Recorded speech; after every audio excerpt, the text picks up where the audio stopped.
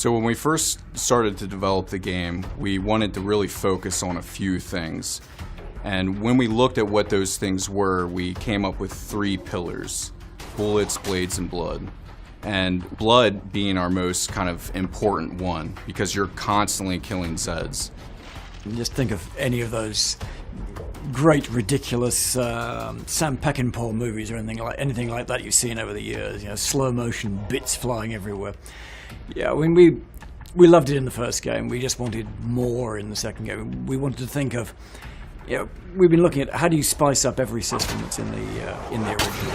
We looked at tons of different games and took what we thought was best out of all of them. And one of the really big inspirations we had was Soldier of Fortune, which had a really awesome, you know, gore system where you could like blow a chunk off his head, you could stab into his brain, you know, blood could be pouring out of his face, and we thought that would be perfect in a game like Killing Floor. It was called the Ghoul system back in the day, and we wanted to make a really cool name for our gore system too. We call it the Meat system. It stands for Massive Evisceration and Trauma. So basically the Meat system is about blowing stuff up and blowing it up in tons of different chunks. The Meat system is really just a collection of different individual systems all working together to deliver this advanced dynamic gore system that you see in Killing Floor 2.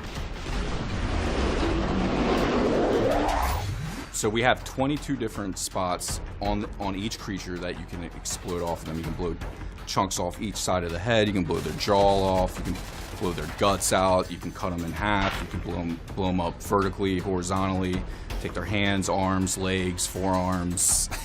Pretty much just about any piece of the body that you shoot, you can blow off of the Zed. I mean, you could tear up a Zed into about five parts in the old game.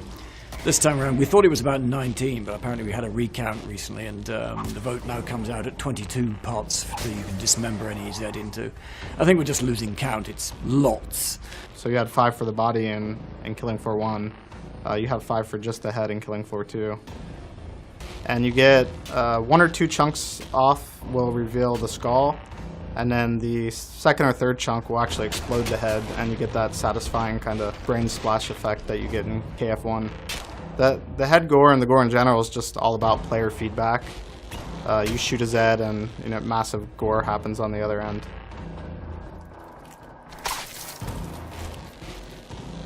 We're working on some obliteration tech, and that's when enough damage happens to the Zed that they just completely obliterate. So say I throw a grenade right underneath the Zed's foot and it explodes. His whole entire body is going to explode into a shower of blood, and you're going to see brains and guts, organs splatter all over the place. Get a squishy brain on the ground or some soft body intestines that you can kick around when you're running around.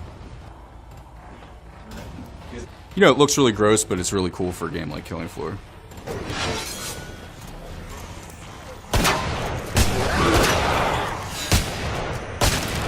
In a game where you're constantly killing stuff, it's really important that that's gratifying. And basically when you do that, that is the reward you get.